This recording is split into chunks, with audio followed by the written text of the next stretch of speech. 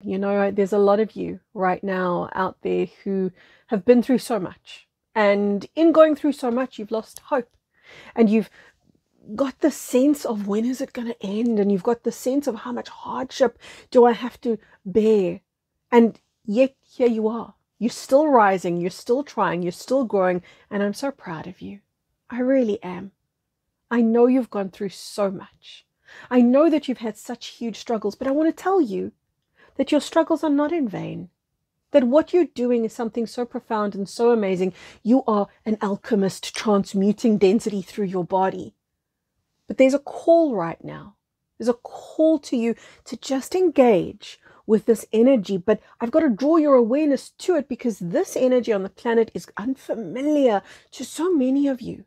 Because we're wired for hardship. We're wired to heal. What's the next thing to heal? Where's the next pain? Where's the next block of darkness that I have to work through? We're not used to even looking for this lightness, this airiness that's in the air around you right now like a cloud of consciousness. So allow yourself to begin, even as I speak to you, to feel it in the air around you, touching your skin, being drawn into your body. This is you alchemizing light. Oh, did you know that that was also part of what you came here to do? It was never just about confront the darkness, see more pain. Your cognitive dissonance, it allowed you to see what others couldn't. In other words, your capacity for truth was much bigger. Your ability to go into cognitive dissonance was much smaller, whereas most people used cognitive dissonance to protect them from seeing what you've seen. So you've seen atrocities out there. You've seen darkness in here. You become jaded so easily. Hardship begins to take over. You start seeing everything through the lens of, oh, I got to get rid of entities. Oh, I got to get through this pain. Oh, I've got to forgive my mother. Oh, I've got to heal this relationship with my father, whatever it is. So you keep seeing all the things you got to do, all the darkness you got to dissolve. And don't get me wrong, it's there and you're doing it and you're doing a great job. But what else? What else you got to do is bring light in. Don't forget that. Don't forget that vital piece of the equation. And today, the energy in the air around you, if you let yourself feel it, it's like the sweet waft of energy.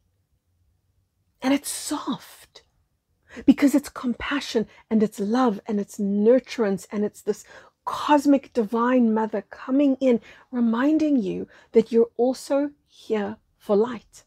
Now, in part of being the spiritual warrior that you are, facing everything that you've had to face, all of the bumps and the bruises and the cuts, not just little grazes. I mean, some of you have been bleeding, emotional wounds all over the place. You've gone through so much. But there is a time, number one, to lay down that sword. There's a time for you to remember that all of your outrage and all of your anger heals no one. All of your focus on the darkness at some point comes to an end, so that you can be the light, so that you can remember yourself as light, so that you can remember the real job of the spiritual warrior is not to see all the darkness, but to see all the darkness and be the light anyway. The rest of the equation. See all the darkness? Yeah. And be the light anyway. That's your full job description, spiritual warrior. You got to remember the full job description, which is to bring the light in right now. And I know some of you are going to say, how do I do it? How do I do it? If you let yourself listen to the words that I'm speaking to you, there's an energetic current interwoven into these words, and you just breathe it in.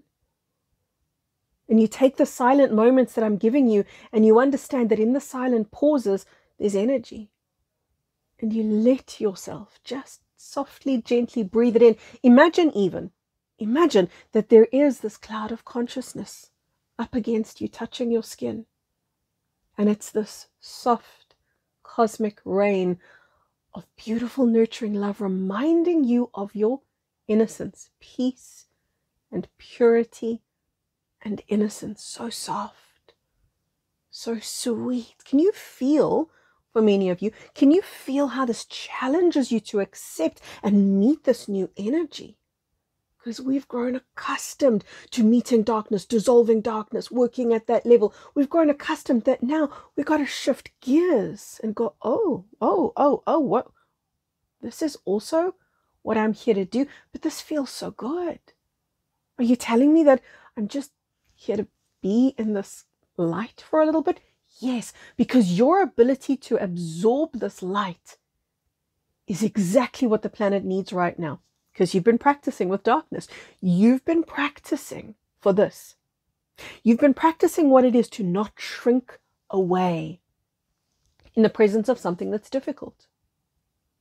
That's the courage of the warrior. You've been practicing that. So right now, what most people are going to do in the presence of this divine energy that's incoming, this billowing, beautiful, sweet cosmic breeze that's incoming, what so many people are going to do is the same thing that they do in loving relationships. Run away. Run away. Because love makes us feel vulnerable. We all say, oh, I want love. Bring me love. Where's the love? But there is this knee-jerk response, this unfathomable knee-jerk response built in to humanity that says, but not that much. Because if I'm loved at that level, do you know what happens? I'm seen. Seen. As if I'm naked, got no clothes on, totally exposed, and oh, that feels raw and very vulnerable. But that's exactly what you came here to be. Real. And authentic and loved. And loved. I want you to just open yourself up to the love that's being presented to you right now. Remember what I said earlier? You've been practicing for this. The practice has been, boy, I got to see this darkness. Boy, I got to work through this. You did it. You didn't shrink away. Now, don't shrink away from love. Let love see you. It takes a warrior, doesn't it? It takes a warrior to stand in the presence of love. I remember telling my husband this. I said to him, you are the most man that I have ever known. And he said to me, why? And I said to him, because you stand in the presence of love like no one I've ever seen. Everybody else in my life has been a coward and run away from love, because I know it's overwhelming when I love people. And he tells me, he says, even today, he says, the way that you love me is so overwhelming, but he comes back for more. Every single day, he rises up to meet that love. Every single day, he doesn't run. He stays in the presence of that love, because it takes courage to be loved. And that's the current energy. So don't run away from what's being presented to you right now. And also don't run towards it, because you don't have to, but be still. Be still and receive what is being gifted to you right now.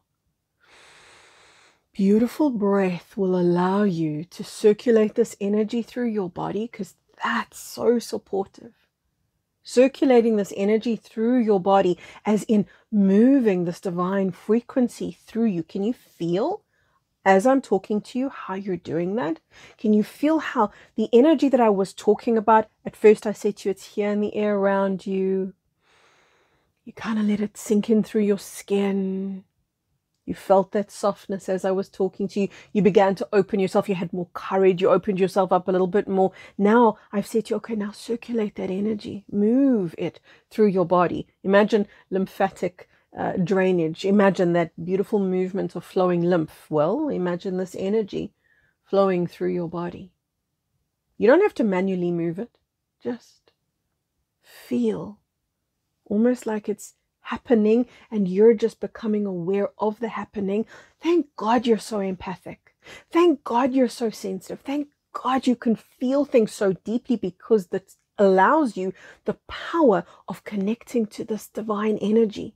Now, I've often said we've got front row seats, because we do. We've got front row seats to ascension, but actually we got backstage passes. This is much more than front row seats.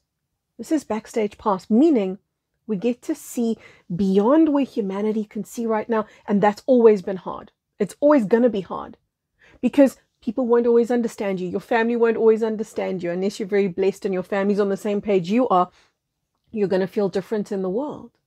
because you're seeing, or because of your privilege, you have privy to what others just aren't able to energetically attune to as yet. So you're there in the back stage pass. You're there witnessing ascension happening before everybody else gets to see it. Witnessing these energies before everybody else gets to participate in it. And a lot of people will have this energy flow right past them and they won't be able to absorb it. This is a trying one to absorb, because sometimes when something is so soft and so subtle, you've got to come into a different energy, a different space to meet it. And that's exactly what I'm doing with you in today's conversation, from my heart all the way into yours. Let me know in the comment section, how are you doing right now? And I'll be back sharing another energy update with you really soon. Lots of love, everyone. You know it. From my heart all the way into yours. I do hope you feel it.